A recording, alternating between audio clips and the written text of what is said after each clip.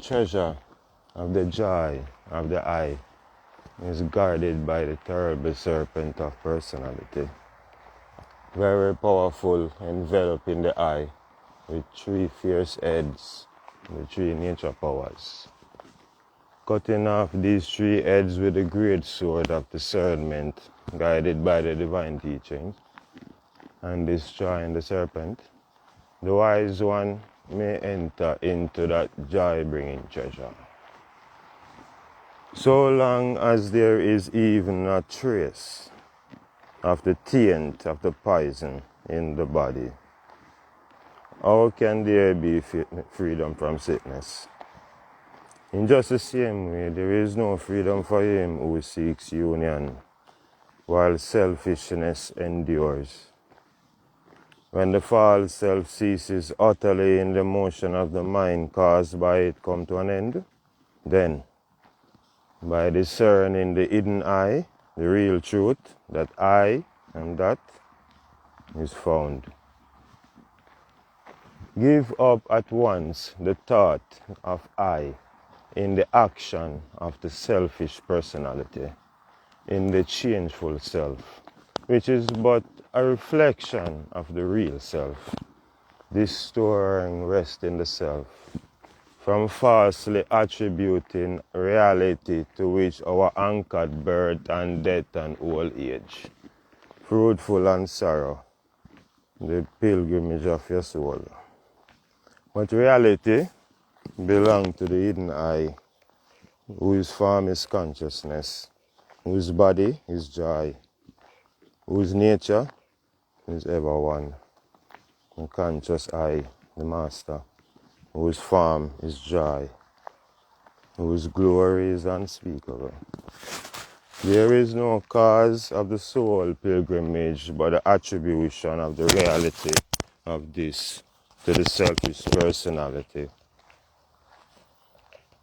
Therefore, this selfish personality, the enemy of the self, like a thorn in the throat of the eater, being cut away by the great sword of knowledge, we shall enjoy the joy of the I, self-sovereignty, according to your desire.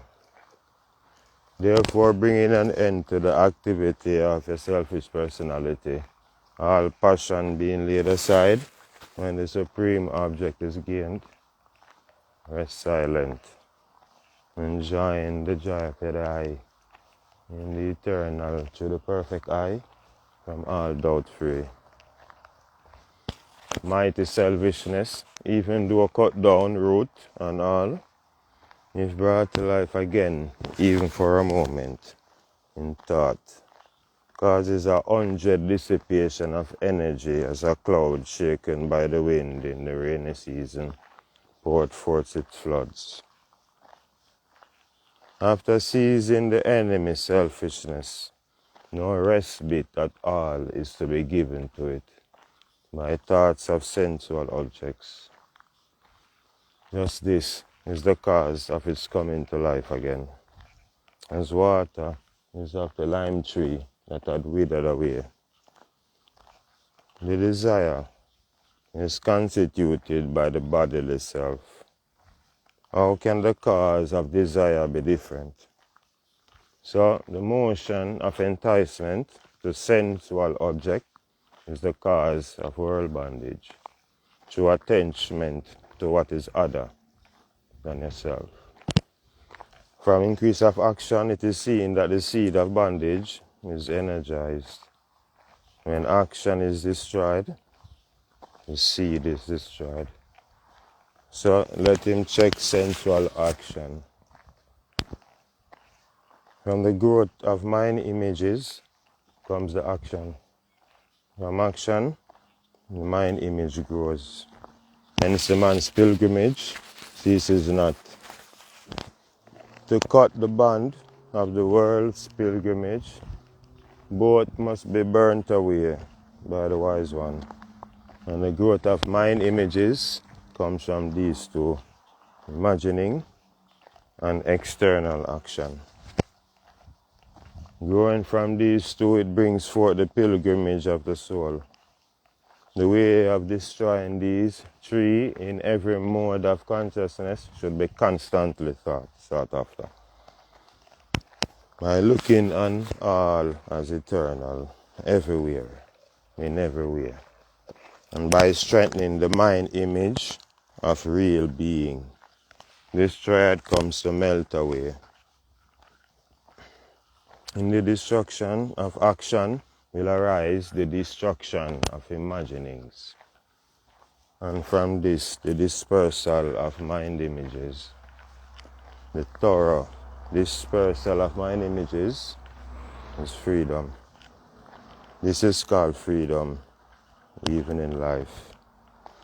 When the mind image of the real grows up in the dispersal of the mind's alarm, and the mind image of the selfish personality melts away, as even thick darkness is quickly melted away before the light of the sun. The action of the greatest darkness, the snare of unreality, is no longer seen when the day is arisen. So in the shining of the eye, secondless joy, no bond exists, nor scent of sorrow. Transcending every visible object of sense, fixing the mind on pure being, the totality of joy, with right intentness within and without, pass the time while the bonds of action last. Wavering and reliance on the eternal eye must never be allowed. Wavering is death. So say I.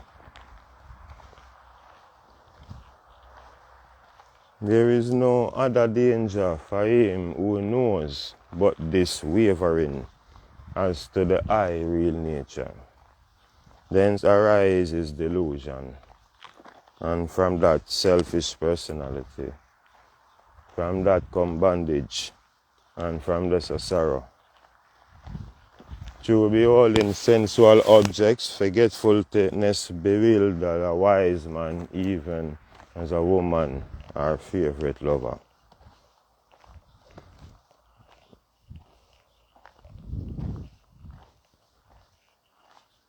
Just in the same way, so the world glamour close over a wise man who looks away from the real.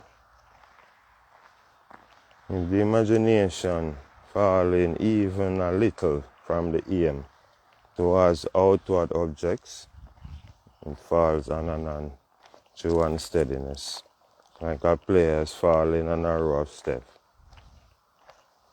If the thought enters into sensual object, it becomes intent on their qualities. From this intentness immediately arises desire, and from desire, every action of man. So in this wavering, there is no worse death. For one who has gained discernment, who has held the eternal eye in heights and concentration, by right intentness, he at once gains success. Be like that, intent and the eye, with all carefulness. Then comes the loss of knowledge of one's real being, and him who lost the knowledge falls, and the destruction of him who just falls is seen, but not restoration. Let him put away the willful motion of the mind, the cause of every evil act. He who has unity in life has unity after his body is gone. The wise words say that he who beholds difference has fear. Whenever even a wise man beholds difference in the endless eye, even as small as an atom, what him behold through wavering becomes a fear to him through its difference. All wise words, tradition, and logic disregarding, whoever met the thought of I in visible things falls upon sorrow after sorrow. So disregarding, he is like a thief in darkness. Him who delight to the attachment to the real, freed, ingrain the greatness of the self, eternal. But him who will delight in attachment to the false, perish. This is seen in the case of the thief and him who is no thief. The wise one who has put away the cause of bondage, attachment to the unreal, stand in the vision of the eye saying, this I am. This resting in the eternal eye brings joy by experiencing it and takes away the supreme sorrow that we feel whose cause is unwisdom. Attachment to the outer bring as its fruit the perpetual increase of evil mind images. Knowing this and putting away outward things by discernment, let him place his attachment in the eye forever. When the outward is checked, there is restfulness from emotion. When emotion is at rest, there is vision of the supreme eye. When the eye is seen, the bondage of the world is destroyed. The checking of the outward is the path of freedom.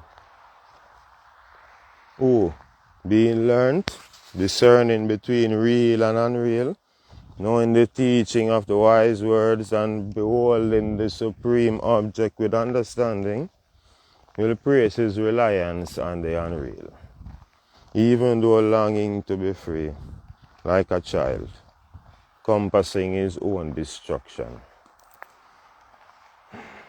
There is no freedom for him who is full of attachment to the body and its like. For him who is free, there is no wish for the body and its like. The dreamer is not awake. He who is awake dreams not. But these things are the opposites of each other. Knowing the eye as within and without in things stable and moving, discerning this through the eye, through its comprehending all things, putting off all disguise and recognizing no division, and standing firm through the perfect eye. Such a one is free.